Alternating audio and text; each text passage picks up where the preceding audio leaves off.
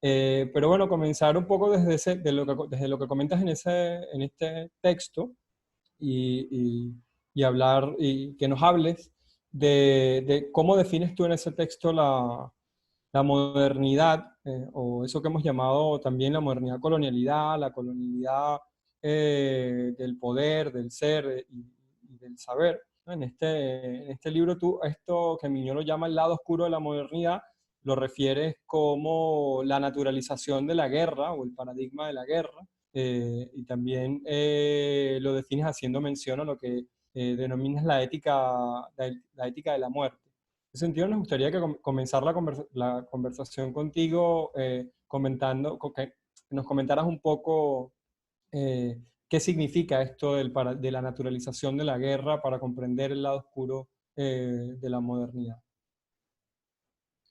Sí, en efecto. No sé, ese tema de la naturalización de la guerra, pues es crucial en ese libro. Es un tema también que he continuado, ¿no?, desarrollando, ¿no?, hilando de distintas formas. También aparece el tema de la guerra y la naturalización de la guerra en el bosquejo de las 10 tesis, y también que empieza con un epígrafe del movimiento por las vidas negras, de Movement for Black Lives, que es parte del movimiento de las vidas negras importan, Black Lives Matter, y eh, el primer enunciado que tienen a nivel de recomendaciones, de demandas, en términos de hacer y cambiar políticas, es la oposición a la guerra contra los cuerpos negros, ¿no? Y entonces ahí ellos y ellas enumeran las distintas formas de carácter bélico de guerra que son parte de la sociedad contemporánea. Eh, para mí fue una sorpresa, en un sentido grata, ver que este texto del que hablas, el contra la guerra, pues apuntaba en una misma dirección y que hay formas de ligar, me parece a mí, que ya, el pensamiento de la modernidad, colonialidad y el movimiento de Black Lives Matter, de la que las vidas negras importan. Eh, un punto importante sobre el tema del paradigma de la guerra y la modernidad es que eh, ayuda a precisar el tema de que si, por ejemplo, de qué es el racismo, qué es la colonialidad, cuál es la particularidad de esta modernidad con respecto al colonialismo. Porque dinámicas coloniales pues, han existido por mucho tiempo antes de la modernidad, ¿no? El colonialismo precede a la modernidad, no es el primero ni el único proyecto que envuelve colonialismo. Eh, entonces, tampoco inventa la guerra, la modernidad no inventa la guerra precedía, no inventa ciertos prejuicios contra otras comunidades o sujetos, eso estaba, pero hay que entender exactamente cómo es que la modernidad de alguna forma hace por un lado a veces hace unas innovaciones y por otro lado toma elementos que existían y ahora les da una plataforma que nunca habían tenido y una centralidad que nunca habían tenido antes, ¿no? Entonces, contra la idea de que, por ejemplo, algo como el racismo, este colonialismo moderno o la colonialidad son naturales, pues yo propongo que pensar que la modernidad se debe ver como una forma de articular distintos elementos que son característicos de la actividad guerrera, pero elimina un sinnúmero de límites a la actividad guerrera, porque en muchos lugares, pues, obviamente había ciertos códigos de guerra, ¿no? Y en la guerra se constituye enemigos, ¿no? Pueblos enemigos. Y ser enemigo es, bueno, hay unas razones específicas que constituyen a otro grupo como enemigo, que atacó de antemano, que, ¿no? Muchos distintos tipos de razones para explicar por qué se origina una guerra y también para explicar cuáles son los códigos de guerra, cuáles son los crímenes de guerra, qué ocurre cuando la guerra se acaba, cuáles son las penalidades, etcétera, la esclavitud. En muchos lugares estaba relacionado a la guerra, ¿no? Tú tomas como esclavas y esclavos a las personas que se veían como enemigos y el enemigo se vuelve parte, ¿no?, de la comunidad esclava. pero con una diferencia fundamental, porque los enemigos, los pueblos enemigos, no eran concebidos como enemigos perpetuos para siempre, y mucho menos las personas esclavizadas, por la razón que fuese, se consideraba que eran esclavas para siempre.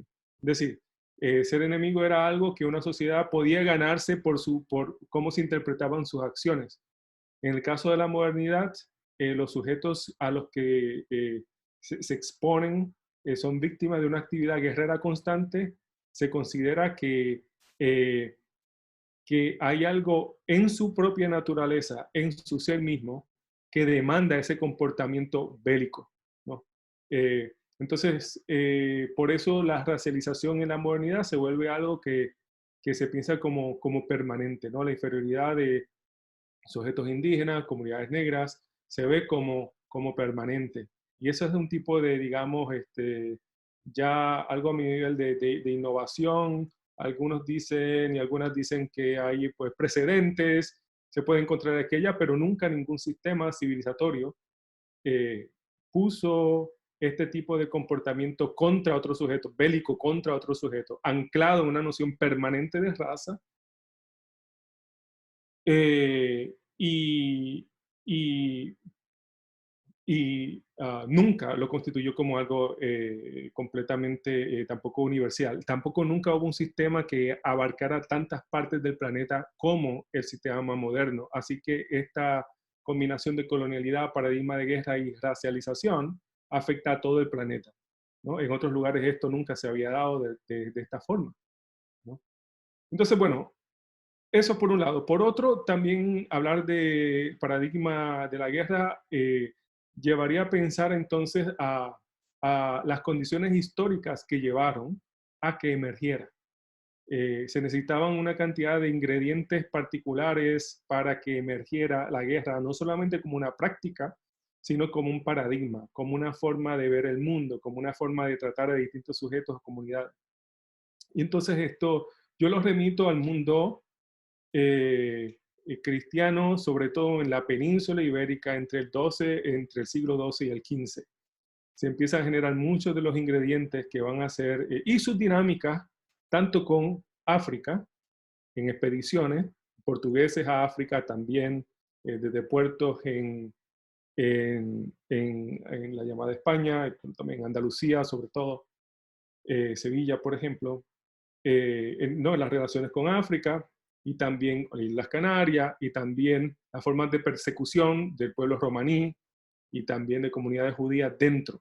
Entonces empiezan a cocinar una serie de ingredientes que cuando se da tal llamado descubrimiento, permite que todos se combinen y a la vez produzcan otros ingredientes más en un momento donde ese proyecto de expansión se vuelve entonces planetario, ¿no? Y bueno, eso, decir, hablar de paradigma de la guerra llama entonces a hablar no simplemente de la humanidad que siempre ha sido guerrera en una forma u otra, sino de momentos específicos donde la guerra se volvió en un paradigma.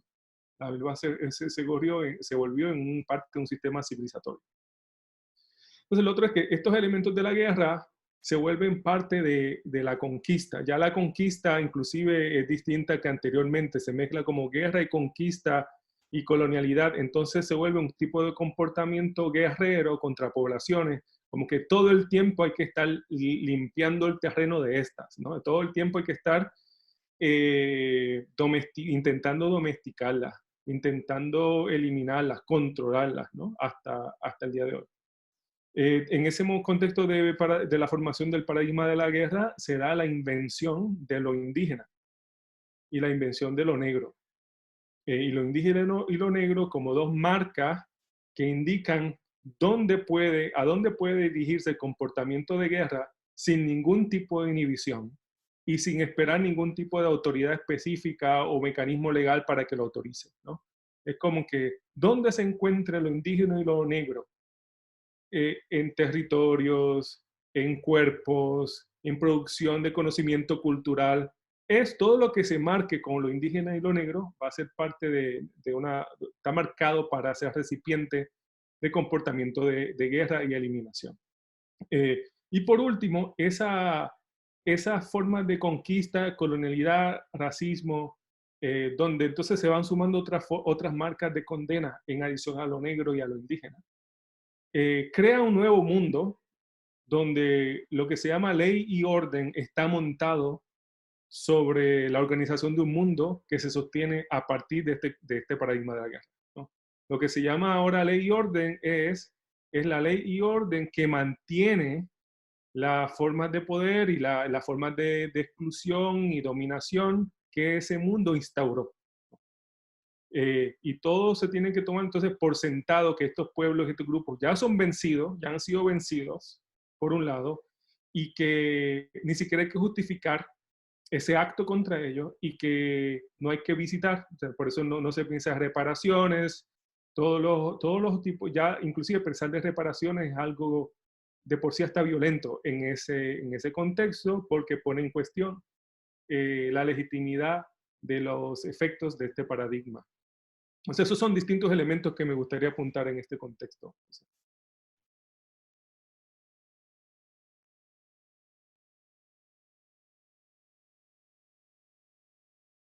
No te escucho, tienes en mute. Una de las cuestiones que llama la atención de este paradigma de la guerra es justamente cómo su condición de posibilidad es digamos, la anulación del otro como ser humano, ¿no? Eso que tú mencionas como la negación de la cohumanidad, que va junto a la negación de la contemporaneidad de la que ha hablado Fabian y recoge también eh, un tanto, un tanto Mignolo, ¿no? Y en este sentido, me gustaría hilar la conversación con lo que tú señalas, por ejemplo, en la tercera tesis de la colonialidad y la decolonialidad, la modernidad, la colonialidad como una catástrofe metafísica. Y en ese sentido, cómo el paradigma de guerra nos permite comprender esta dimensión que tú señalas, y esta ética de la muerte nos permite comprender esta dimensión que señalas de la modernidad y la colonialidad como una catástrofe metafísica.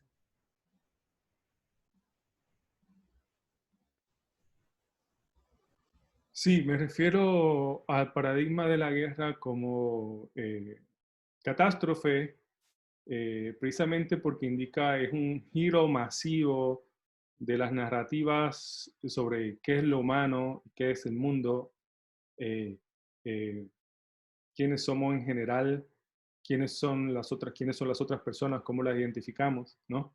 Hay un giro, como un giro catastrófico, eh, donde entonces se establece un mundo con una nueva narrativa donde lo que es humano se comienza a perder. Si lo humano se entiende a partir de la intersubjetividad, de la forma, de la posibilidad de establecer relación con otros humanos, otras personas humanas, otras personas, entonces eso es justo lo que se pone en cuestión, la posibilidad de ser algo más de un yo encerrado.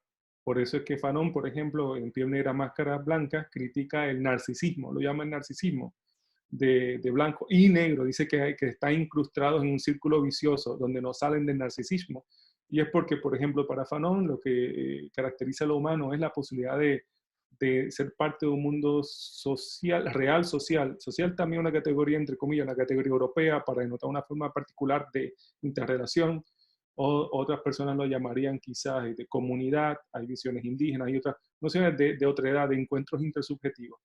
Y esas posibilidades de encuentros intersubjetivos es lo que se pone en cuestión de forma violenta, porque se limita, ¿no? ¿Quiénes son los otros grupos que realmente se pueden considerar como otras y otros con los que podemos iniciar encuentros?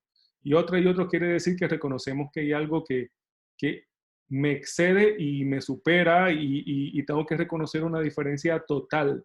Y por tanto, con una otredad, yo puedo enseñar, pero también aprendo, por ejemplo.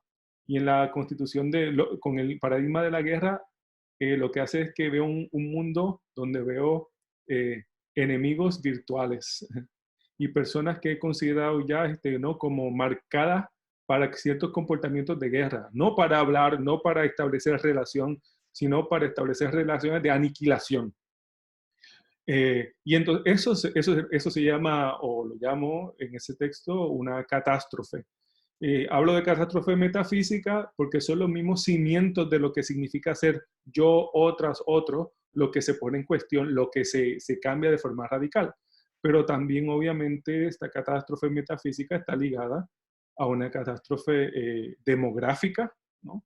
De la aniquilación de pueblos, de genocidio, y una catástrofe ambiental también, donde que incluye una guerra contra lo que se llama entonces como naturaleza.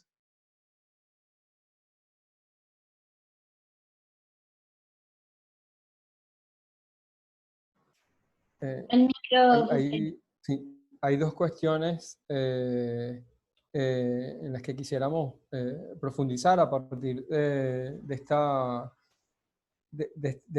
que tú presentas como, que explicas como catástrofe metafísica y su vinculación con la guerra, ¿no? Y una tiene que ver con que tradicionalmente la economía política, digamos, marxismo en el siglo XX, pero todavía en el siglo XXI, cuando miramos las crisis, y coloco lo de crisis entre comillas cuando hablo del 2008, porque pensamos que lo que ocurrió en el 2008 es una anécdota dentro de una crisis mucho más grande, que es la crisis civilizatoria, ¿no? Y cuando a veces hablamos de la crisis económica de 2008, de la crisis de los .com en el 98, simplemente estamos siguiéndole el juego a esta retórica economicista que no mira que lo que está en crisis es un modelo civilizatorio, ¿no? Pero pensando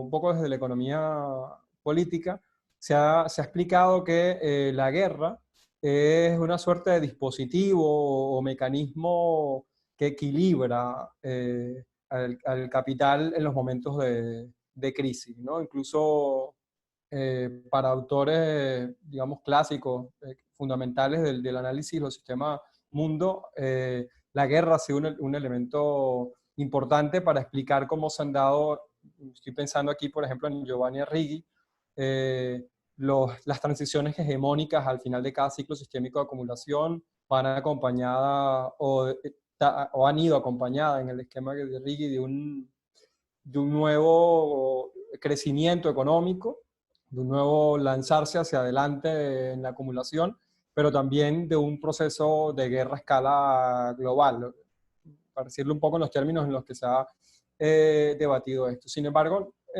nos parece que lo que tú propones de alguna manera complementa o va más allá de lo que se plantea en el tradicional análisis que hace la economía política sobre el papel de la guerra. Nos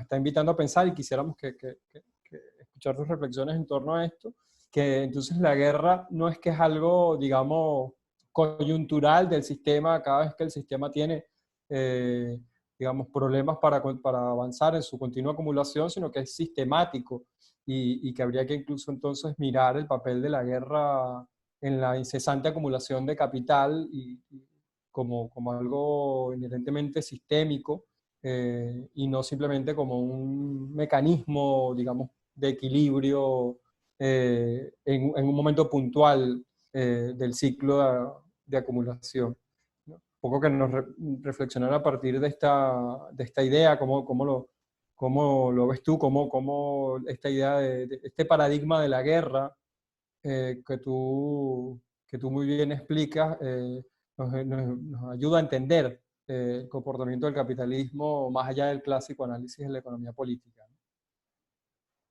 Sí, en efecto, este acercamiento a la guerra pues se distancia de la forma de pensar a la guerra ligada a crisis de tipo ya sea económicos o del sistema. Porque por un lado está la diferencia entre catástrofe y crisis, y por eso es que me interesa el término de catástrofe, ¿no? Creo que debería tener tanta relevancia para nosotras y nosotros que pensamos la decolonialidad como crisis es para las personas que se orientan más con un materialismo histórico más tradicional, por ejemplo. Porque las crisis, las tal llamadas crisis, ocurren dentro de la modernidad, dentro de la catástrofe que ya está ocurriendo. Y usualmente se declaran como crisis cuando afectan a ciertos sectores normativos. Cuando ciertos sectores normativos son afectados, ciertos procesos que se consideran indispensables para funcionar el sistema, entonces se habla de una crisis. Pero cuando problemas o devastaciones iguales o mucho peores ocurren en otras partes del mundo o con respecto a otras poblaciones, pues eso no es crisis. Eso es, pues, la falta de capacidad de esos pueblos o esas personas de poder, ¿no?, reproducir estas lecciones de desarrollo económico. Eso no es crisis, nunca pasa como crisis. Así que es algo muy político. ¿Qué se designa como crisis del sistema? ¿Cuándo es que el supuesto sistema llega a este nivel que va? No, si uno ve a las poblaciones, muchas de ellas indígenas, negras, uno ve que no hay, durante las crisis no hay demasiado cambio. Por eso las compañeras y compañeros zapatistas hablan de la larga noche de los 500 años. Es de una catástrofe sistémica y hay que entender los momentos de conflicto y las llamadas crisis dentro de esa continuidad catastrófica del sistema. Pero la idea, por ejemplo, de que la crisis viene, reestructura y continúa, eso es porque en realidad continúa el mismo sistema, porque la catástrofe, uno de los mecanismos de la catástrofe es que no hace muy difícil su conceptualización e identificación como problema, en primer lugar. Si las crisis llaman a ciertos problemas, la catástrofe inmediatamente dice, esto hay que tomar una decisión al respecto porque si no, ciertas poblaciones van a sufrir. Esa es la crisis. En la catástrofe está diseñada para que ni siquiera se detecte como problema lo que está pasando, la violencia que ocurre, ¿no? No se refleja. El vocabulario que nos da el sistema no nos permite identificarla como crisis. Por eso es que la alternativa es entonces considerar a los grupos en cuestión como los grupos que tienen problemas, como W.B. Du Bois, Louis Gordon y otros intelectuales han propuesto y desarrollado. Entonces, bueno, eso por un lado la diferencia entre crisis y catástrofe es importante. Entonces, para decir que la catástrofe subyace en todas estas crisis. También hay que considerar que lo que decía, que en esta catástrofe de larga duración, las acciones de guerra están pasando ya cotidianamente, ¿no? Cotidianamente. Y en múltiples dimensiones, tanto en la aniquilación de las fuerzas policíacas, por ejemplo, con respecto a ciertos cuerpos, como en la forma en que el mecanismo de la ley, las cortes, etcétera, las sentencias que van dirigidas hacia ciertas comunidades, ciertos cuerpos, tanto en lugares como en la universidad. La guerra contra el conocimiento indígena constantemente todavía está de plena forma, pero en la universidad no, por ejemplo, como espacio, no se problematiza más allá del hecho de que, bueno, no, cuando en la universidad se piensa, digamos, responder a ciertas lenguas indígenas que están en peligro de extinción, y en ese momento, o sea, a veces se piensa quizás hacer algo, quizás colaborar de una forma, pero no, todo el tiempo está ocurriendo este lingüisticidio, digamos, que es parte de esta guerra, ¿no? Y también de la muerte temprana de sectores, de grupos indígenas y negros ante la falta de acceso a la medicina, por ejemplo, los recursos. Es decir, todo esto está ocurriendo todo el tiempo y ese es el gran problema. El problema no es una crisis, otra crisis que hay y después la crisis se ve como oportunidad y vienen los crisiólogos entonces a adivinar qué es lo que le sigue a la crisis, qué es lo que ocurre después de la crisis, pero no pueden ver la catástrofe muchas veces. Y por último, me gustaría apuntar que en la catástrofe de esta guerra perpetua, no solamente digamos, se trata sobre un paradigma de la muerte o prácticas de la muerte que ocurren de forma diaria, cotidiana, sino de prácticas que son peores que la muerte, que van más allá de la muerte. Y están ligadas a la práctica de guerra, porque la práctica de guerra está ligada no solamente con, digamos, dominar a un enemigo y a veces eliminarlo por completo. A veces más que la eliminación se busca un tipo de relación de subordinación, de relación amo y enemigo, donde la violencia se ejerce y es lo que lleva a que la tortura sea una parte tan fundamental de la guerra y de la colonización moderna. Entonces, me parece que la tortura puede verse como una práctica aún peor que la muerte. Sabemos todos que bajo condiciones de tortura, muchas personas desearían primero estar muertas que continuar, que mantener vida simplemente para continuar un proceso de tortura. Y la colonialidad tiene una dimensión irreducible de tortura, que ciertos cuerpos, en la medida en que continúan bajo un dominio que es como un dominio de tortura. Esto Fanon también lo decía con respecto, sus reflexiones con respecto al rol de la tortura en Argelia. Por ejemplo, él hablaba de que esto no es simplemente los franceses contra los argelinos, es que el colonialismo moderno funciona de esta manera. Y el racismo, tortura, guerra están ligados.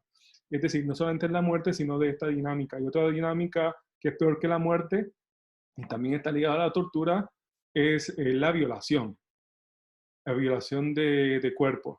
Hombres, mujeres, sobre todo, obviamente mujeres, porque estamos hablando de un sistema heteronormativo, y entonces una de las herramientas prácticas de violencia deshumanizadora contra cuerpos femeninos, sobre todo, pero también contra los masculinos, es la violación.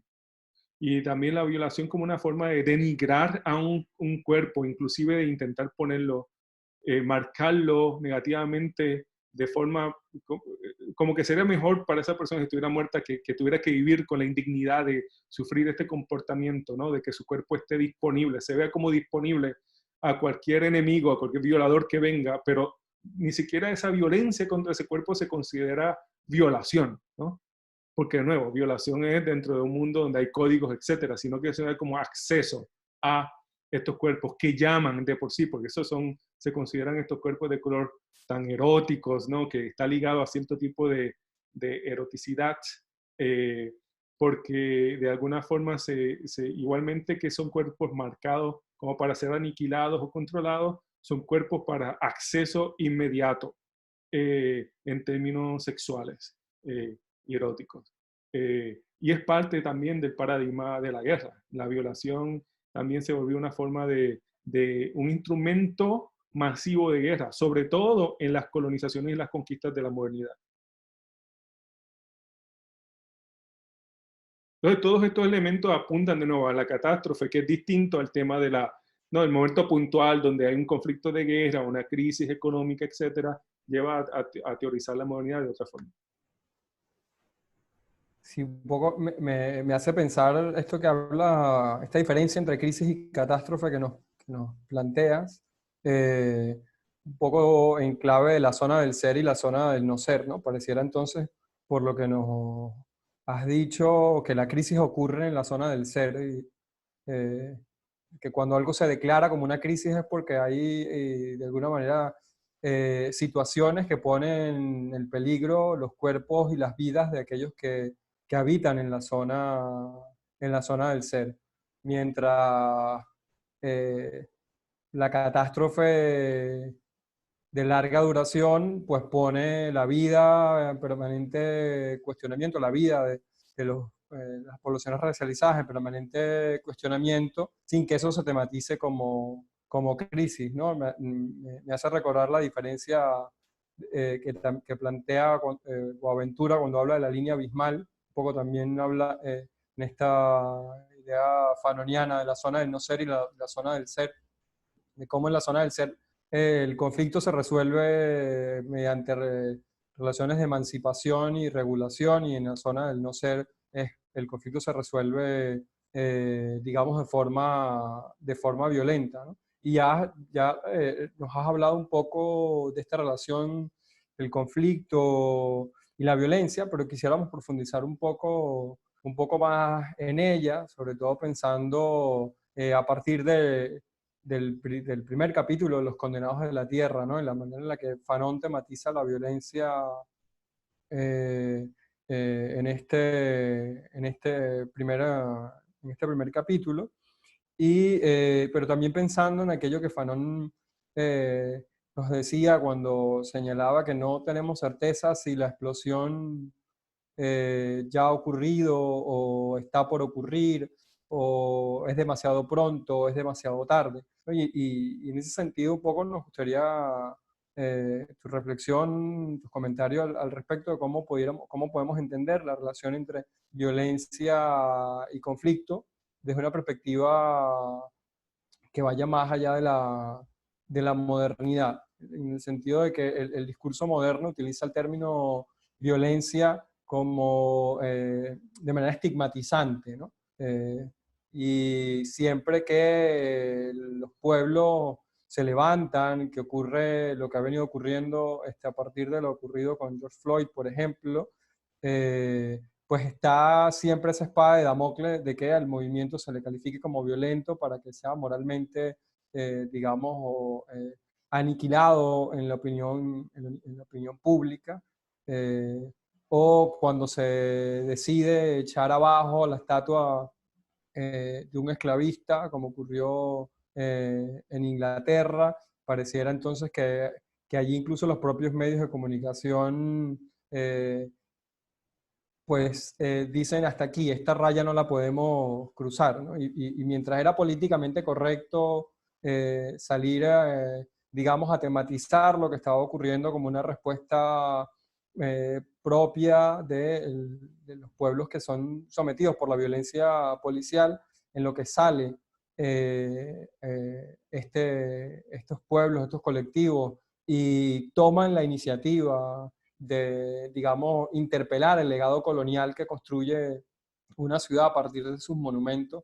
Allí como que se cruza una raya, se cruza una línea en la que nos dicen, bueno, hasta allí. Es decir, pueden salir, protestar, quemar uno que otro carro, uno que otro coche, y bueno, ya ahí los comenzamos a ver medio mal y comenzamos a tematizar, a titularizar como noticia de otra manera, pero ya cuando se pasa a la acción de interpelar el orden colonial que produce que ha producido esa violencia, que ha producido el asesinato de George Floyd, entonces comienza a tematizarse la acción, estas acciones de otra manera, ¿no? Y como en ese marco que nos gustaría tu reflexión en torno a cómo pensar la relación entre conflicto y violencia más allá del relato moderno y del relato del paradigma de la guerra, que pareciera que entonces se califica como violencia aquello que atenta también de nuevo contra la zona del ser. Es decir, pareciera que violencia, crisis, emancipación, son términos que operan al interior de la zona del ser, que tienen legitimidad dentro de la zona del ser para tematizar o invisibilizar aquello que ocurre sistemáticamente en la zona del no ser. Sí, mira, comienzo apuntando que yo me he distanciado algo de utilizar los conceptos zona de ser y zona de no ser. En parte porque cuando uno habla de colonialidad, por ejemplo, hablando de la tortura, y que la tortura es distinta que la muerte, ¿no? Y que son condiciones peores que la muerte, pues no ser apuntaría a dejar de ser, ¿no? A no ser. Y como tal, no parece explicar las dimensiones particularmente sádicas del poder colonial. ¿Entiendes? Frente al colonizado no es simplemente que deje de existir, sino que la tortura es que exista, pero se convierte en este objeto perpetuo de un cierto tipo de comportamiento de violación, de tortura, y para describir esas dimensiones, pues creo que el concepto de no ser no alcanza a rescatar las dimensiones particularmente sádicas de esa relación. De la misma forma que, por ejemplo, la colonialidad no se puede hablar que simplemente, o la esclavitud, es cuestión de objetivizar a la gente, ¿no? Como la gente se convierte en objeto o mercancía. Bueno, no, porque a las mercancías no había necesidad de torturar a las mercancías, por ejemplo. No había una satisfacción tomando algo que es mercancía. Sí se intercambia, los objetos de esclavos se intercambia, pero no solamente es eso. Hay una particularidad de lo que significa ser una subjetividad esclavizada. Entonces, bueno, eso es un tema. Fanon, de hecho, cuando Fanon utiliza la noción de no ser, dice que la mayoría de los negros, de las personas negras, no alcanzan a llegar a esa zona. Es decir, que no teoriza a lo negro como zona de no ser. Dice que lo negro no, en la mayoría parte de los casos, no llegan a esa zona y por lo tanto no pueden ascender de una forma auténtica. Es decir, que lo que quiere decir no ser parece que está ligado a un resurgimiento de un no ser a otra cosa, quizás a la zona del ser. Pero dice el negro, de alguna forma, no va por esa ruta el proceso de subjetivación. Entonces, y yo creo que es precisamente porque en vez de confrontar al ser desde un no ser, lo que confronta es al blanco, es decir, al violentador, al guerrero, frente a lo negro. Y lo negro y lo blanco son los términos entonces que él prefiere en vez de los términos ontológicos, no de ser y no ser.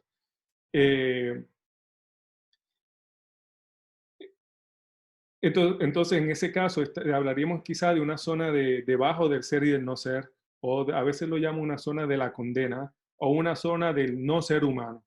Pero también es una zona que no se puede entender, está ligada con la geografía, pero no solamente es geográfica. De forma que no se puede decir, por ejemplo, como a veces he escuchado que dicen, bueno, tal persona vino de África y ahora está en Barcelona o está en Europa, etcétera, pues salió de la zona del no ser a la zona del ser. No, es que la zona de un sujeto negro no deja de escapar nunca la zona de la condena. Y no tiene que ver tampoco con cuestión de ascenso social. Y este es el carácter del paradigma de la guerra.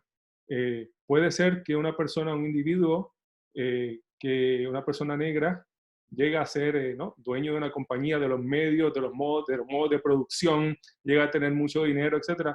Eso no deja que escape la zona de condena, ¿no? Y es una forma en cómo la condena, el carácter de la catástrofe justamente, que opera aun cuando ciertas comunidades de sujetos tienen acceso a ciertos medios. Eso no elimina, ¿no? la forma en cómo generalmente son ubicadas. Y no debe haber sorpresa con cualquiera de esas comunidades, en cualquier momento son aniquiladas o sufren tortura o violación. No debe haber ninguna sorpresa porque nunca dejaron de estar relacionadas con ese ámbito de la condena, de la tortura y la guerra. Entonces, bueno, el truco aquí precisamente es que ese mundo de guerra, de tortura permanente, etcétera, llega a llamarse el mundo de la paz, llega a llamarse el mundo del orden. Y entonces cuando hay respuestas contra el orden, ese desorden masivo y esa forma de deshumanización, pues inmediatamente se utiliza la retórica de guerra y violencia con respecto a esas personas que están oponiéndose a ese sistema, ¿no? Y ahora, no solamente se espera que se mantengan sin retar el sistema de guerra, sino que cuando los reten, se sometan a ciertas expectativas de que solamente se puede contestar de una u otra forma, ¿no? Y si se rompen esos patrones, y esos patrones que se rompen muy fácilmente porque están hechos para reducir la posibilidad de oposición al máximo, una vez se pasa el parámetro de lo que se llama, digamos, movimiento no violento, una vez se pasa la línea a lo que se considera violento, ahora legitima nuevamente una nueva ronda de violencia contra los movimientos que se oponen a la violencia sistemática, ¿no? Es algo que es parte del sistema y es parte de la catástrofe. Y cuando hay un movimiento, cuando se dan momentos como el actual, ¿no? que los excesos del sistema se dejan ver y por tanto la gente responde ahora criticando el sistema, inmediatamente viene la fase, bueno, ahora viene la fase de observación de los movimientos contra el sistema para que se mantengan de la forma más dócil posible. Y a la que hay a lo que se considera que hay una, ¿no? Que se que se va por encima de lo aceptado, entonces ahora se hace una nueva ola de violencia contra esos movimientos. Lo que está pasando ahora en Portland, por ejemplo, en los Estados Unidos, en distintos lugares. Yo escribí una reflexión sobre esto titulada Sobre la colonialidad de la paz, y que justamente iba a destacar cómo la llamada paz es la guerra escondida. Entonces, cuando se dice, se tiene que hacer esta posición pacífica, o tales movimientos están, están retando la paz, ¿no? Y eso no se puede permitir. Hay que estar pro la paz, pero ¿qué es la paz en primer lugar? Es lo que hay que interrogar. Entonces, Fanon lo que diagnosticó muy bien fue que en contextos de guerra sistemática y masiva, cualquier forma que las personas que están siendo sometidas a ese poder tengan de poder contestar, de poder responder críticamente, va a tener una dimensión de una reconstrucción de la subjetividad.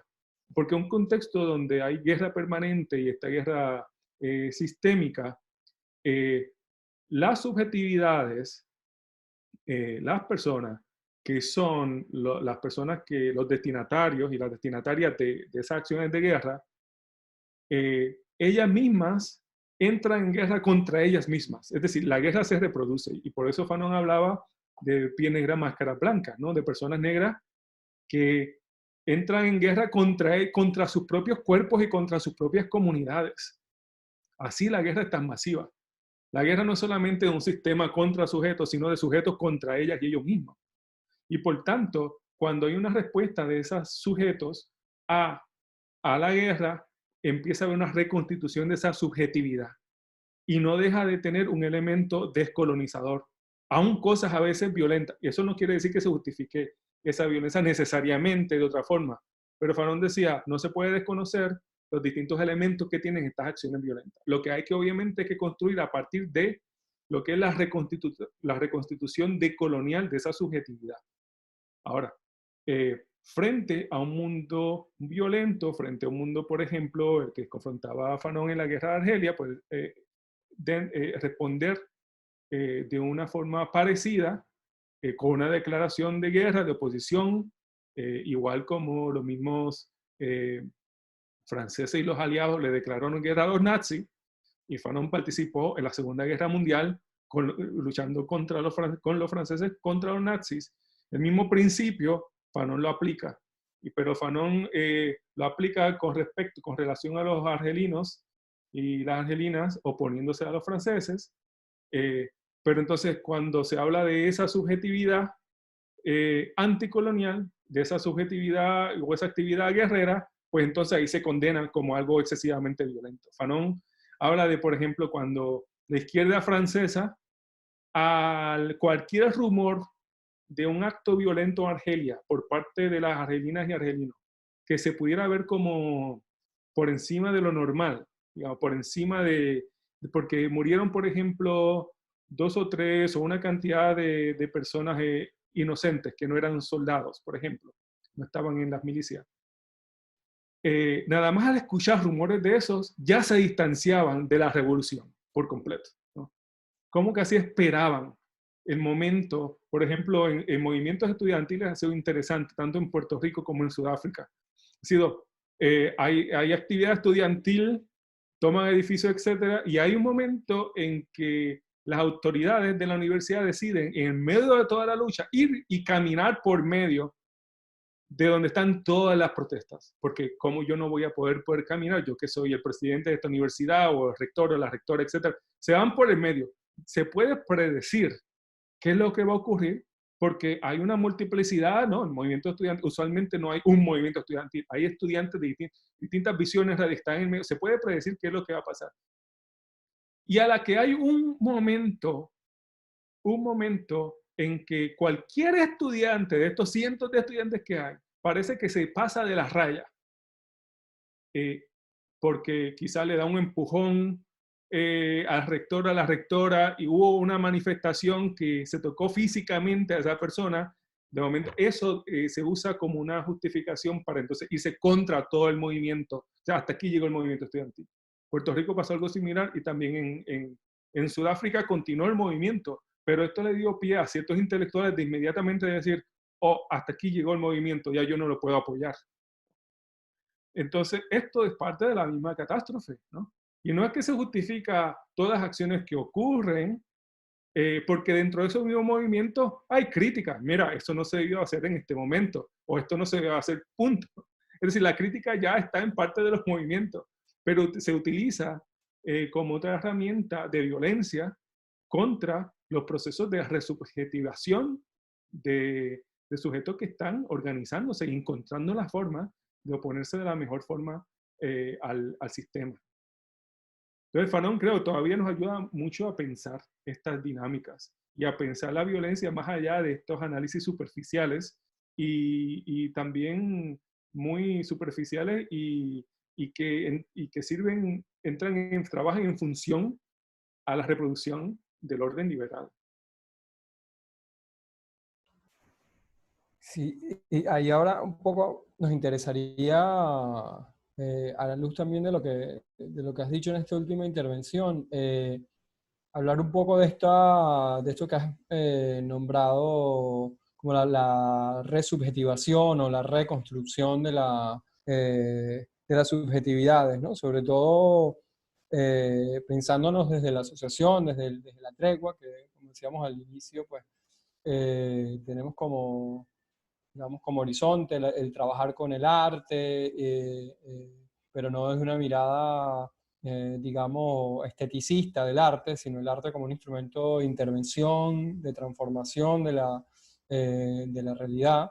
eh, y en ese sentido, ¿cómo es vincular, desde lo que has venido planteando, ¿no? Entre lo que desarrollas como una catástrofe, defines como una catástrofe metafísica, y esta idea de reconstrucción de la subjetividad, ¿cómo se vincula la idea de destrucción metafísica con las posibilidades de imaginar otros mundos, ¿no? Porque tal como digamos, hemos venido interpretándonos, leyendo tus textos y en esta conversa, tu propuesta de entender la modernidad como una catástrofe metafísica, implica también comprender que una de las digamos, de lo trágico, que pone la modernidad sobre la mesa, que hay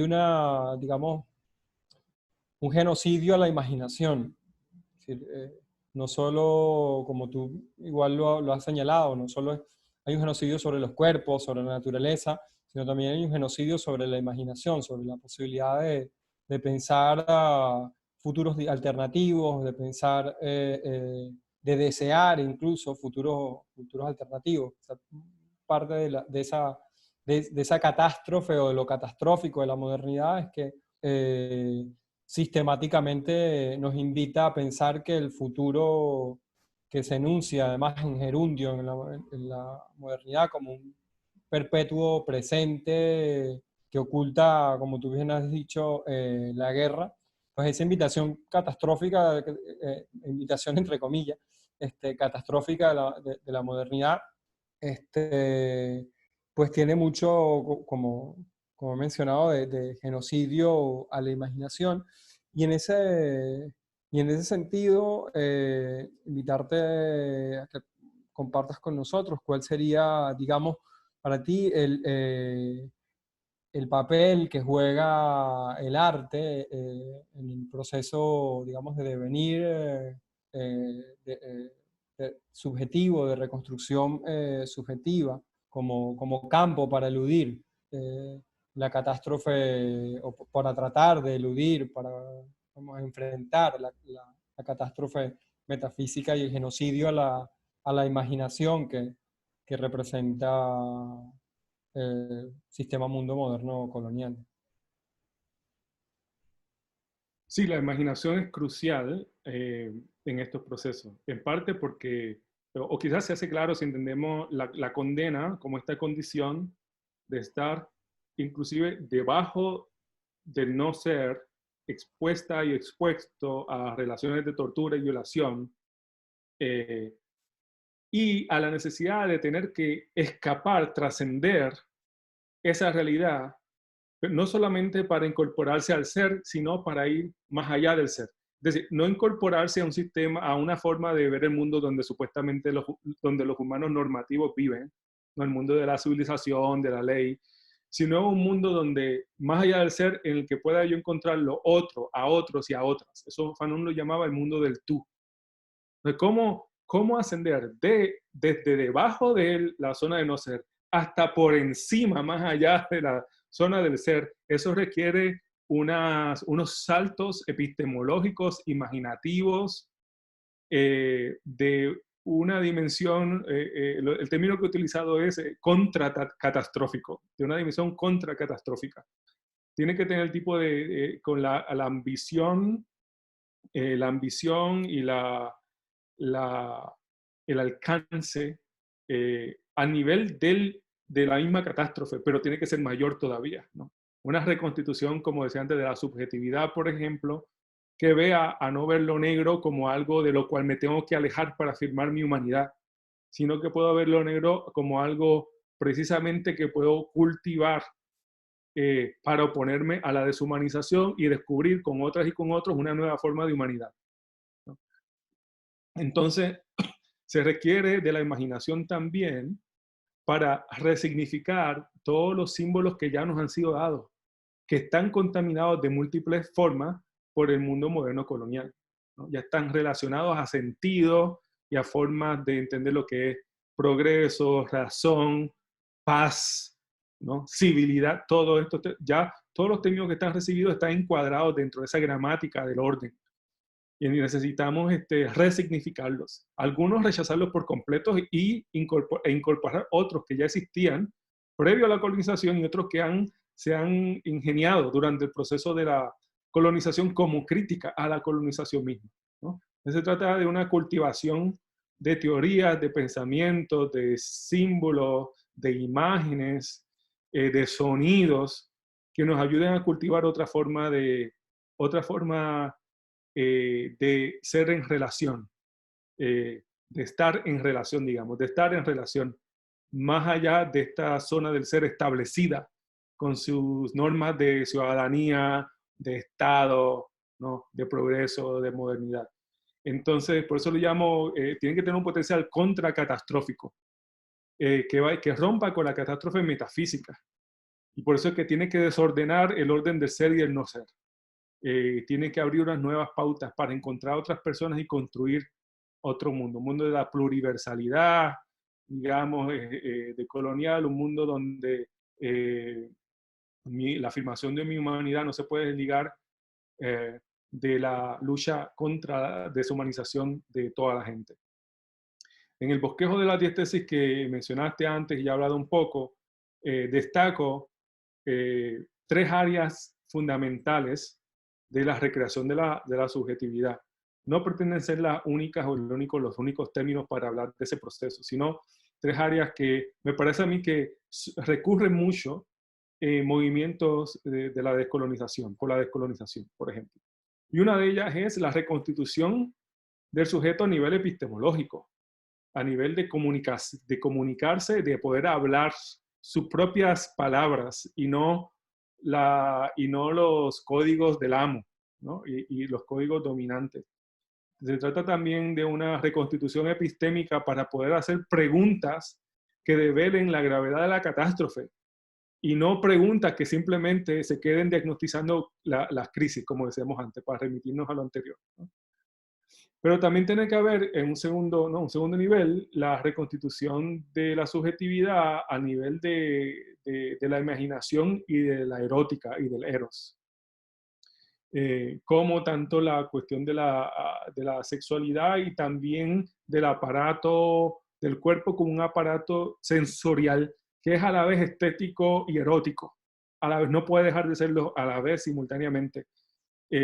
Y esto se liga obviamente con la forma de poder. Es un sujeto, comunidades con cuerpo, por tanto con la capacidad de conectarse a unas y a otros de una forma erótica. Recuérdese que Fanon tiene las máscaras blancas hablando de la erótica precisamente, de la imposibilidad de sujetos que están reproduciendo el racismo antinegro, de poder realmente establecer relaciones amorosas, eróticas con otros sujetos, porque las relaciones se utilizan como forma de intentar blanquearse para acceder al mundo del ser de la blanquitud.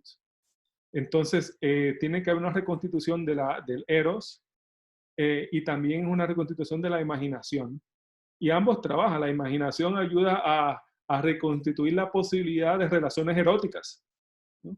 Libres, de encuentros sexuales diversos, pero también de una apreciación del mundo de forma distinta y también de la creación de símbolos que ayuden a entender mejor ideas como la libertad, ¿no? La lucha misma contra la descolonización, la necesidad de encontrarse con otras y otros y formar nuevas formas de comunidad, que de hecho es el tercer nivel. El tercer nivel tiene que ver no tanto con la comunidad, sino, porque esa es la última tesis, la tesis 10, sino con la disposición a intervenir en estructuras, con estructuras sociales, económicas y de otro tipo que reproducen la colonialidad. Es decir, cuando ese sujeto está imaginando, sintiendo, relacionándose eróticamente de forma decolonial, pensando, preguntándose de forma decolonial, pero también vive en un mundo concreto, quizás esto se liga con lo que Dussel llama a nivel de la facticidad, está en un mundo concreto, con instituciones específicas, y ahora hay que estratégicamente organizarse para cuáles son las prioridades en esta lucha, ¿no? Porque tampoco es esto, todo está mal, pero no te puedes ir, o sea, ¿qué es lo que se prioriza en qué momento para la lucha, con las capacidades que uno tiene, con el alcance que uno tiene, pensando que es una lucha de larga duración y que necesita a otra gente para... todo este tipo de reflexión a nivel más práctico también es necesaria. Y por eso es que, digamos, una reconstitución de la imaginación, sí, sin querer envolverse en el cambio material del mundo, también se queda corto. Y tienen que ir las cosas en conjunto. Y por eso, de hecho, es que me parece a mí que colectivos como los de ustedes, otros colectivos, son tan importantes porque muchas veces son espacios precisamente para cruces de acciones catastróficas, de proyectos catastróficos, con la idea de que solamente con un tipo de actividad colonial no se puede descolonizar el mundo, ni tampoco nos descolonizamos nosotros mismos. Tenemos que cruzarnos con otros proyectos, con otra gente, buscar coalición, buscar nuevas formas de interacción y de esa forma seguir nutriéndonos. Fíjate que me hace, esto último que señalas, me hace pensar un poco en términos de que hay una interseccionalidad de las opresiones, pero también una interseccionalidad de las luchas en ese sentido. Antes de que sigáramos hablando de estos posibles nuevos paradigmas, nuevo enfoque, pues cerrar un poquito el tema del no ser, que queda una duda, y si quieres te leo la pregunta, que es: Fanon habla de los intelectuales colonizados como sujetos otros que están en la universidad, pero aún son otros. ¿Cómo pensar estos sujetos colonizados en este contexto de guerra y tortura? Fanon fue un intelectual que él pasó por la universidad, él estudió en la universidad, él obtuvo un doctorado en psiquiatría, investigó, acaban de salir, de hecho, ahora muchos de trabajos que él había hecho dentro de la psiquiatría, dentro de la disciplina, digamos, que acaban de ser traducidos y antes no habían, acaban de ser traducidos, pero también publicados por primera vez en francés. Pero sí, lo interesante es que cuando Fanon habla de los espacios más óptimos para la tarea de descolonizar el pensamiento o la subjetividad, sobre todo en este caso el pensamiento, él llama la atención sobre unas instituciones que ya existían en África. Unas son lo que llaman las yemas y otros el sistema de unas juntas de tomar decisiones en África, que a veces ya en nombre de palabra. Pero es interesante que cuando él discute las virtudes de esas formas autóctonas de debatir, de tratar de buscar consenso, y él describe estas distintas formas. Él dice que estos espacios a veces le permiten a los intelectuales empezar a dejar su arrogancia, la arrogancia intelectual que usualmente tienen y que cultivan en la academia, y en adoptar actitudes más humildes y de poder participar en el proceso, ¿no? Ya en el proceso, no dentro de la universidad, pero trayendo todo lo que han aprendido y ahora poniéndolo en la mesa para contribuir junto a otras perspectivas y otros conocimientos sin pensar que está superior, inferior, sino y de forma no condescendiente. Entonces, habría que hablar de la descolonización de la posición del intelectual y de la intelectual, porque la universidad demanda otro tipo de comportamiento y relación. Entonces, pero eso no quería decir que, por ejemplo, el mero hecho de pasar por la universidad o de trabajar en la universidad, eso mantenga a las personas que trabajan ahí obedeciendo los imperativos, solo los imperativos de ese espacio. Como todos los espacios en la sociedad, uno puede estar ocupando una posición, pero de una forma desafiante, una forma que supere las normas y los criterios de excelencia de ese lugar, intentando fomentar distintos y formas más sofisticadas y rigurosas de criterios de excelencia, que están ligados justo a las formas de debate, de encuentros, de rearticulación de la subjetividad, que se dan a veces mucho mejor en otros espacios fuera de la universidad. Entonces, es algo que de hecho me toca muy de cerca, porque yo soy director de un instituto de estudios caribeños críticos. Y bueno, la forma que yo he optado de participar y de ejercer mi función como director tiene que ver en la de encontrar los momentos de encuentro entre la universidad y lo que está fuera de la universidad, como digamos un tipo de encuentro de saberes distintos que ayudan a descolonizar la universidad, ayudan a descolonizar al menos o a abrir ciertas áreas, zonas semi-emancipadas de arrogancia intelectual y colonial, y que se vuelvan refugios, al menos refugios, para todos aquellos interesados de ir más allá del ethos intelectual dominante. Eso es un gran reto para los que estamos dentro de la academia, porque la academia es un organismo liberal, de entrada a salida, con todas las limitaciones. Y uno tiene que decidir si me quedo adentro, cómo me quedo adentro o salgo. Por ejemplo, yo he decidido estar ahí dentro y dentro de ese trabajo, intentar hacer un trabajo contracorriente, catastrófico. Ya la universidad ha sido el lugar donde se han depositado múltiples conocimientos que a veces se le han robado a comunidades fuera de la universidad, y no los vamos a dejar ahí simplemente. Vamos a buscar la forma de reclamarlos, de volverlos a vincular a movimientos actuales en la búsqueda de la descolonización. Y entonces estoy estableciendo vínculos y formas de contribuir a esos procesos que son fuera de la universidad, de dentro de la universidad, cosa que uno puede contribuir afuera y a la vez permitir a los que están dentro a generar una visión, a cultivar un trabajo distinto académico y a generar una visión que siempre los lleve a conectar con lo que está fuera del ámbito académico.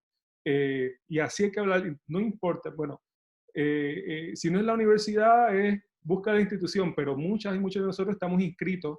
A veces estamos en un movimiento, pero también somos parte de una institución establecida de corte ¿no? estatal, típicamente liberal, que nos pone límites. Y entonces todos tenemos y todas tenemos que encontrar la forma de intentar intervenir de una forma creativa, contracatastrófica, y siempre por necesidad tienen que estar en relación con espacios fuera de estas instituciones, ¿no? Y es otro de los valores que tienen espacios como que ustedes tienen. Y también, bueno, estamos trabajando con la colectiva feminista en construcción en Puerto Rico, con Teorizando el Giro Decolonial en Puerto Rico, y otras organizaciones, Actitudes Quilombola en Brasil, que son organizaciones que siempre han estado produciendo teoría desde el movimiento, y desde ahí recibiendo intelectuales, leyendo intelectuales, pero siempre leyéndolo de una forma crítica a partir de las necesidades del movimiento y de lo que los movimientos van escribiendo. Y para mí es un trabajo fundamental que se tiene que tomar en consideración por cualquier intelectual dentro de la universidad. Entonces yo estoy construyendo espacios para que ayuden a crear espacios fronterizos de producción y descolonización. Siempre imperfecto, siempre con muchos límites y retos, pero sumamente valiosos, yo creo.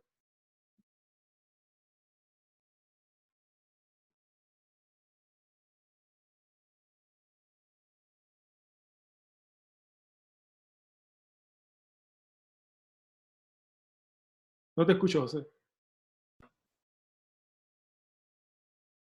Vale, ahora sí.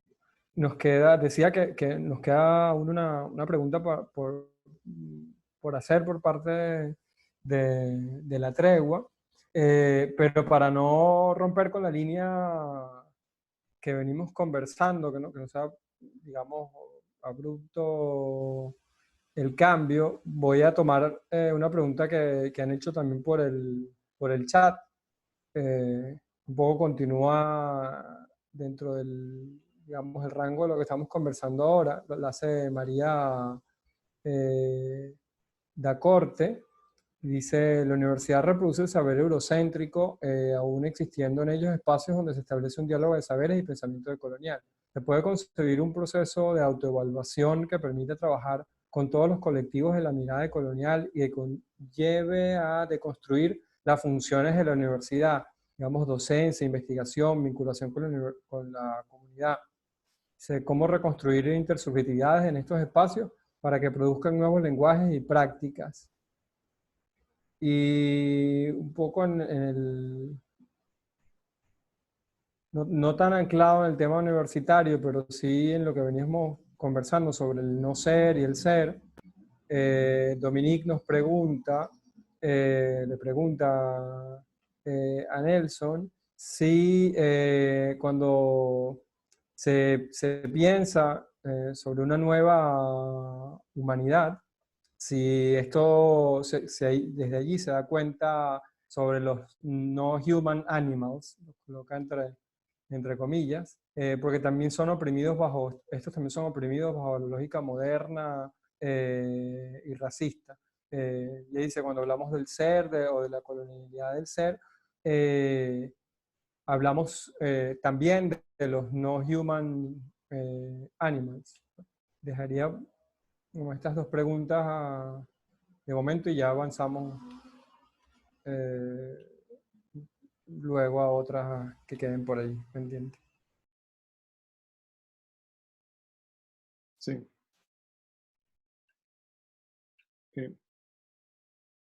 Pues yo estoy de acuerdo en que la universidad como un todo es una institución que produce conocimiento de distintos tipos, pero que las disciplinas, por ejemplo, tiende a producir conocimiento dentro de los límites del liberalismo y de la colonización, que hay ciertas preguntas que no se ha hecho y por tanto, aun cuando son contribuciones positivas, se dejan mucho de hacer y a veces se prestan a reproducir la colonización. También hay que considerar que la universidad no es un todo, tampoco es un todo homogéneo. Por ejemplo, acá en los Estados Unidos hubo movimientos, los mismos movimientos de coalición de grupos en los 60 y principios de los 70 llevaron a espacios nuevos en la academia. Han estado en una pugna interna ya por 5 décadas, 50 años. Yo he tenido la suerte de trabajar en varios de esos espacios, que son espacios los llamados estudios étnicos, pero en realidad fueron resultado de movimientos estudiantiles que buscaban crear lo que ellos llamaban una escuela del tercer mundo acá en los Estados Unidos. Y la forma en que el mecanismo universitario liberal tradujo eso fue como estudios étnicos, ¿no?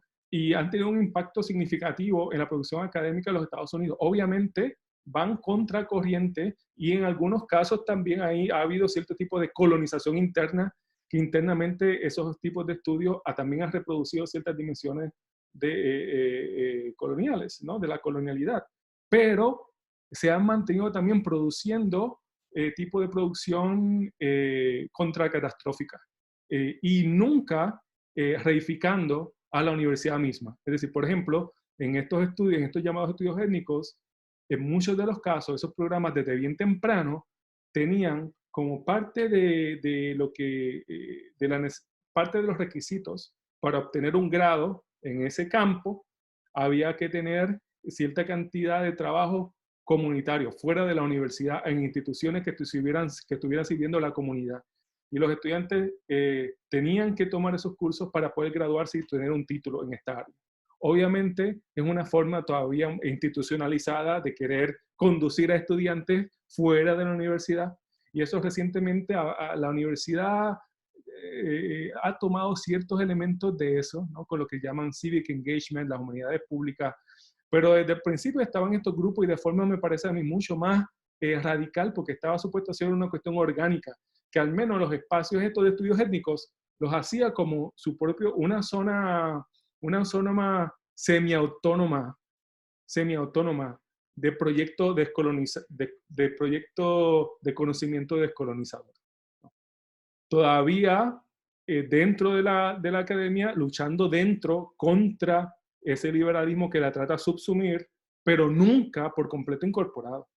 Entonces, lo que se llama así la universidad, precisamente porque estas luchas por la descolonización han entrado también dentro de ese espacio.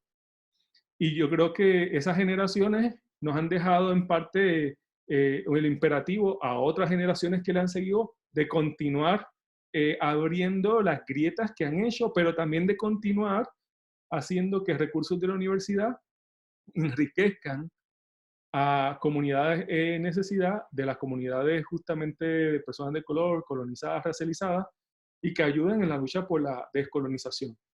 Entonces, yo creo que valorar con cuidado, porque esos espacios existen, no vienen porque intelectuales los han creado, han sido en su mayoría movimientos estudiantiles anclados en luchas en la calle, en comunidades, las que han abierto esos espacios, y uno puede continuar abriendo esos espacios, pero sabiendo que el conocimiento descolonizado al final no se produce ahí mejor que en otros lugares, sino que hay que buscar la interrelación entre conocimiento y lo que ya llamé, como dije, esta apertura de zonas fronterizas de conocimiento que podemos crear en distintos lugares. Entonces, creo que eso es parte de la lucha y también del reto de exponer a tantos estudiantes de color. Muchos estudiantes no pueden entrar a la universidad, ¿no? Ahora, hay un número que pueden. Y yo quiero tanto llevar este conocimiento a los que no pueden entrar a la universidad como a los que sí entran, y no hacerlos sentir que éxito significa seguir la línea predominante de pensamiento. No, éxito significa precisamente darse cuenta que la mayor parte del conocimiento más valioso para avanzar la lucha por la descolonización ya existe fuera de la universidad. ¿Y cómo entonces se puede hacer que en el transcurso, en la preparación de esos estudiantes, que tengan experiencias, que tengan posibilidades de poder cuestionarse a sí mismos y cuestionar el espacio académico y convertirse en el tipo de sujetos que pueden, y de subjetividades, que pueden ganar lo que Fanon veía en los intelectuales que se exponían a las comunidades del Yema, ¿no? y de Palaver, que podían empezar a descolonizarse y contribuir a esos procesos. Entonces, de la misma forma uno puede de esos espacios hacer publicaciones combativas que van contra los criterios de tal llamado rigor, de un rigor que a veces es cómplice con el racismo antinegro. Y cómo entonces se puede producir otra noción de lo que es excelencia y rigor, produciendo otro tipo de formatos y de proyectos de conocimiento. Acá en Estados Unidos, por ejemplo, las mujeres de color, como por ejemplo Gloria Anzaldúa, Sherry Morga, que publicaron estas antologías clásicas, fabulosas, donde había una imbricación de conocimientos y de voces y de poemas y trabajo, y habían teóricos, teóricas, gente en diálogo con marxismo, con no marxismo, críticos, etc. Había arte visual, todo un sinnúmero de proyectos. Están encapsulados en libros, pero ya son la plataforma para pensar formas de producción académica que se pueden producir. A veces estas publicaciones no se publicaban por editoriales, digamos, normativas y legitimadas por lo que se llaman los peers, las parejas intelectuales, sino por editoriales distintas. Y se apostaba en la necesidad de crear esas editoriales y de crear nuevas editoriales y de apoyar editoriales que estaban consiguiendo quién eran las evaluadoras y evaluadores propios no simplemente los que tienen grados intelectuales, títulos universitarios, sino personas destacadas en la lucha por la descolonización a distintos niveles.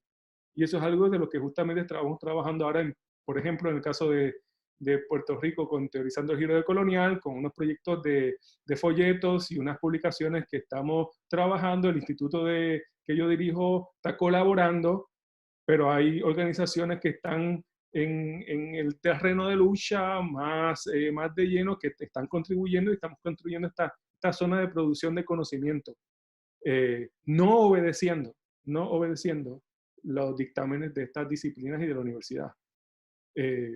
Entonces, eso es una práctica entre muchas otras que hacen falta. Esa es la forma que yo me aproximo a la cuestión de la universidad y el estar dentro de la universidad, donde sea. A veces se mira acá la Universidad de los Estados Unidos como no, la universidad que es el epítome de lo moderno o de la alienación, etc. Pero resulta que en esta misma universidad, quizá en parte porque ha sido tan colonizante, también se han dado varias de las respuestas más fuertes contra el mismo sistema universitario. Por ejemplo, por parte de estos movimientos de estudiantes de color, que hasta hace pocos años, las huelgas de estudiantes de color en el 1968 y 69 fueron las huelgas más amplias de estudiantiles en la historia de los Estados Unidos. O sea, no estamos hablando de una huelguita aquí, otras huelgas que cambiaron el panorama de la universidad. Pero cuando estamos fuera de los Estados Unidos y miramos dentro, usualmente no registramos, porque el sistema se ha encargado de silenciar esas historias precisamente. Y lo que vemos es la academia blanca, ¿no? El título blanco. Y no estas otras luchas que ya han ocurrido dentro de la universidad. Irónicamente, entonces a veces, desde el sur, se resisten desde el sur, por ejemplo, de Brasil, Sudáfrica, otros lugares en los que yo he trabajado. Entonces, se piensa que esa universidad, porque está localizada fuera de los Estados Unidos, de alguna forma está más descolonizada, y a veces resulta que está aún más colonizada porque están utilizando los parámetros de la universidad colonizada estadounidense, no tomando en consideración los otros avances que se han hecho para avanzar otro tipo de conocimientos. Se forman unas contradicciones muy, muy, muy fuertes. Por eso es que justamente a mí en la universidad me interesa sí encontrar interlocutores, interlocutoras en universidades y otros departamentos y otros centros, pero yo me interesa tanto o más todavía encontrar interlocutores fuera de la universidad. Porque está tanto acá como en el sur global. Y es cosa que se puede hacer. Con respecto al tema de los animales no humanos, yo creo, es un tema obviamente sumamente importante, requeriría mucho tiempo para elaborarlo con el cuidado que amerita. Pero, de nuevo, yo diría que esta dimensión, o sea, cuando hablamos del paradigma de guerra, y sobre todo, por ejemplo, de este tema de la tortura y de la violación, hay unas dimensiones particularmente perversas en la cuestión de tomar otros cuerpos humanos completos, cambiarles el sentido y destinarlos a esta condena perpetua. Hay una perversidad quizás peculiar que es necesario atender. Y yo creo que atendiéndola es la forma de que entonces se pueden visibilizar y se pueden empoderar conocimientos distintos que ya de antemano tienen una visión distinta de lo que llamamos el entorno, lo que llamamos la naturaleza, que en realidad es este entorno.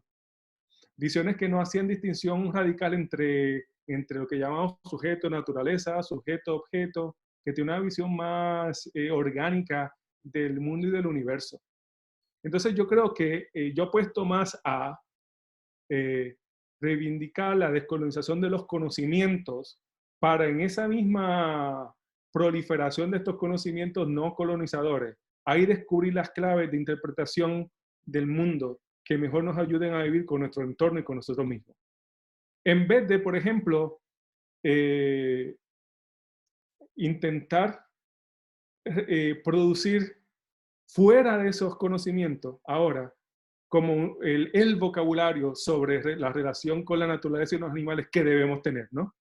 que a veces lo desligamos, que se desliga entonces muy fácil de la lucha por el conocimiento. A mí me interesa visibilizar, priorizar, por ejemplo, comunidades indígenas que ya tienen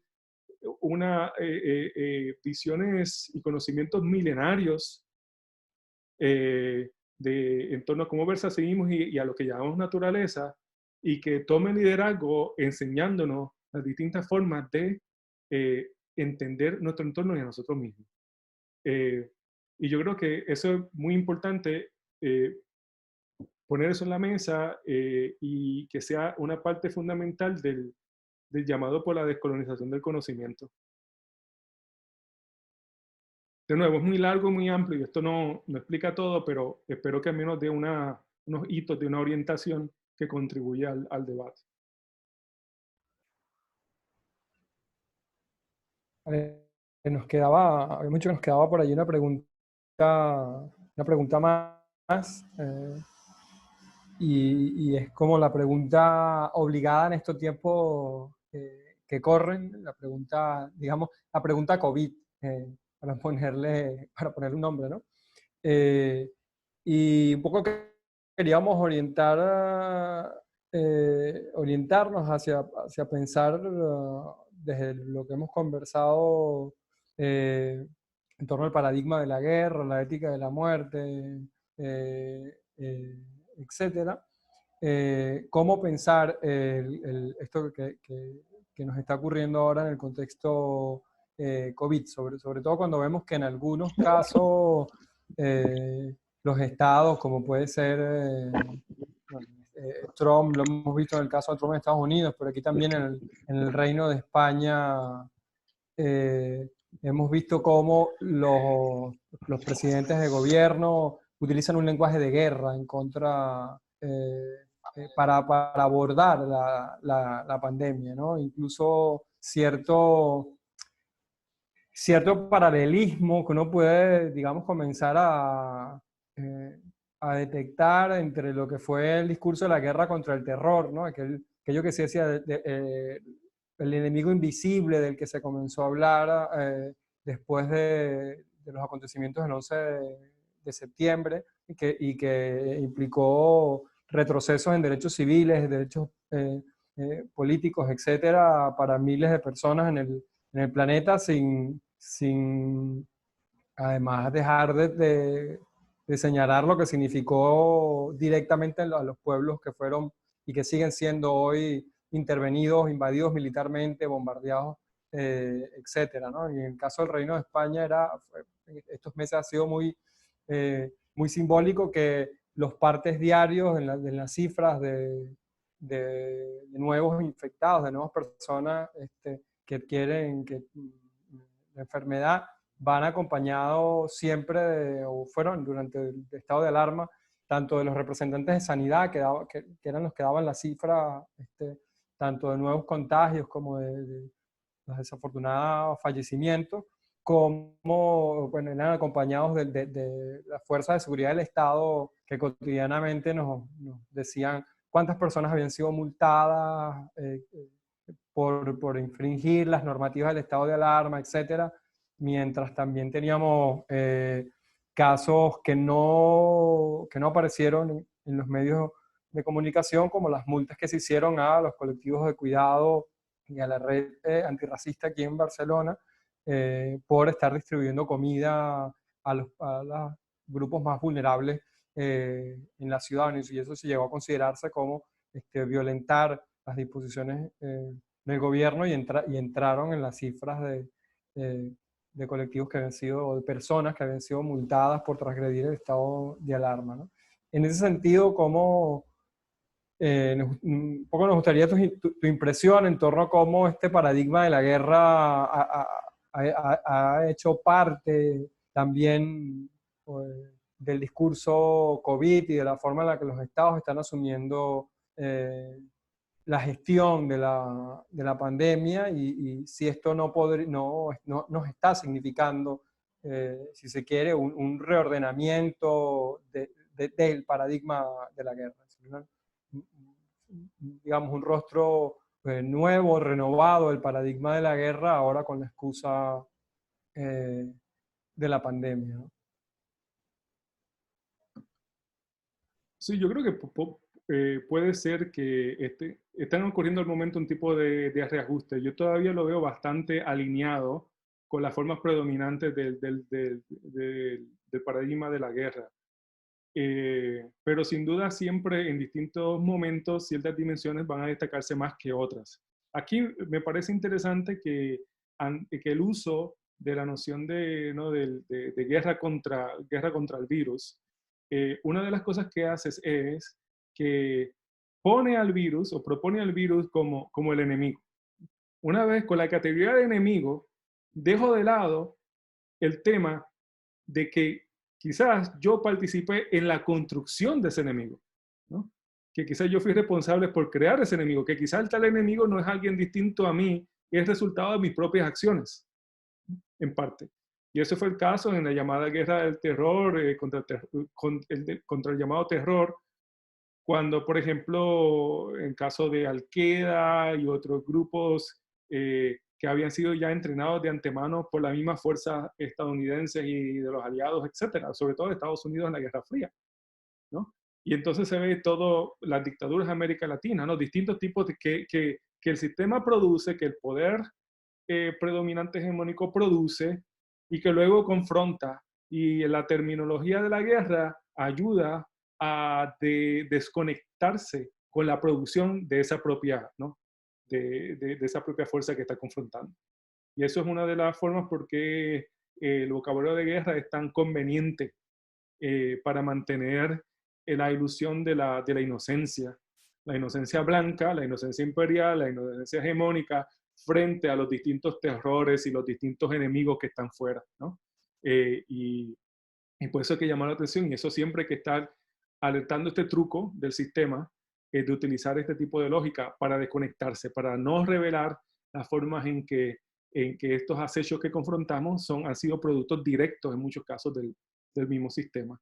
En este caso, ¿no? La forma en cómo la llamada naturaleza se ha ido destruyendo masivamente tantos lugares del planeta, que obviamente va a llevar espacios de interacción en lo que la llamada vida salvaje va a estar en contacto con los humanos, con animales humanos en otros, y se van a producir un tipo de desafíos y problemas que no ocurrieran si hubiese otra visión del mundo, del entorno, y si hubiesen otras políticas que no fueran tan depredadoras, ¿no? que acabaran tanto con el mundo. Entonces eso es importante. Es decir, que si se habla de guerra, la guerra tiene que ser no contra ese enemigo, la guerra contra las mismas prácticas nuestras que han producido, que han llevado a este extremo de que surjan pandemias así, ¿no? De esta forma. Eso por un lado. Por otro lado, creo que la relación con la naturaleza, ya de por sí, por eso te decía como que hay cambio, pero no necesariamente, porque ya de por sí la relación con la naturaleza era una de guerra. De control, de dominación, de domesticación de la naturaleza, de explotación de la naturaleza. Pero, ¿sabe que esto nunca estuvo, con la modernidad, colonialidad, nunca estuvo desligada con la racialización de gentes? Yo no creo que estaba la naturaleza sola, desligada de la gente. Porque justo en el proceso de esta visión de la naturaleza se da un proceso de expansión colonial bajo los términos del paradigma de la guerra. Y los territorios que eran colonizados con la gente colonizada eran sobre todo esos territorios de esta extractivismo brutal de recursos, del oro, del agua, contaminación, porque abrió la noción de que el mundo es infinito y está a nuestra disposición para explotarlo de esta forma más salvaje posible. Y desde lo colonizado estaba lugar, los territorios están ligados también a las personas que están en los territorios. Y una forma de la colonización envolvía ambas, con una forma de ver el mundo y otra gente en combinación. Y no por eso, digo, por eso en parte era, se veía que, digamos, las comunidades, sobre todo llamadas indígenas, en algunos lugares primitivas, se veían como muy cercanas a la naturaleza. Es decir, que la naturaleza ya, eso quiere decir que ciertas comunidades eran vistas como cerca a lo natural, pero que también lo natural adquiere una dimensión de lo racial de por sí. O sea, era una mutua imbricación entre lo natural, entre la llamada naturaleza y las subjetividades racializadas en esos entornos de esa naturaleza. Y yo creo que la colonialidad de la naturaleza se da en condiciones donde se combinan ambas cosas. Y eso ya es el eje central de la explotación capitalista del mundo del cuerpo y de los recursos, que lleva entonces a este tipo de tal llamada crisis, que no es sino parte de la catástrofe de la guerra. Entonces creo que es importante continuar viendo esos lazos que ya estaban y ahora se revelan de una forma, quizás se hacen más claros y a la vez empiezan a adquirir nuevas formas. Y lo otro es que esta combinación entre racialización y la colonialidad de la naturaleza, racialización de las gentes, de grupos humanos, y de la llamada naturaleza, la vinculación queda más obvia todavía cuando algo como el COVID-19 se le llama el virus chino, ¿no? El virus chino, el virus de la China, que acá en los Estados Unidos ha sido tan central para alguien como Donald Trump destacar este aparente origen del virus, que obviamente está ligado a toda una ideología de concebir a los chinos como los enfermizos, ¿no? Esta gente, la amarilla, con todo ese tipo. Acá en los Estados Unidos, un racismo antiasiático muy fuerte que ha sido parte de la, ¿no? Desde que comunidades asiáticas empezaron a venir forzadamente desde Asia muchas veces, y puestas a trabajar de forma casi como esclavas, esclavizadas, construyendo las vías de tren, etc.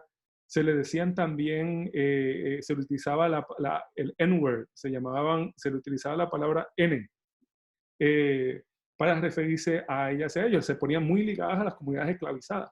Tiene una noción de siempre los miembros de la gente que viene de Asia como gente que trae enfermedades. Entonces Trump, por ejemplo, rápidamente puso un bloqueo contra China, contra la inmigración de China.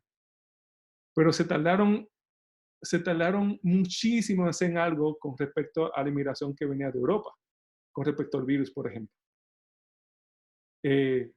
Con respecto a China hay una sensibilidad, inmediatamente se va a vincular con lo enfermizo, con lo natural que no queremos que nos toque, y por tanto destacar este origen chino. Y se ve ahí que de nuevo todo lo que es esta guerra contra el virus es parte del drama de la colonialidad y de esta guerra perpetua que continuamos. Y así como será el virus chino hoy, y seguiremos viendo variaciones de este tipo, que aunque es una pandemia, es claro que no toda la gente está siendo expuesta de igual forma, ¿no? Aquí en Estados Unidos, la mayor de los afectados, afectadas y las muertes son personas de color, negras, negros, latinos, latinas, y ya que a nivel global entonces se identifica el virus con los asiáticos. O sea, este virus tiene color por todos lados, y es parte de la catástrofe que estamos viviendo. Eso es lo que ofrecería un poco en relación con el tema de la guerra.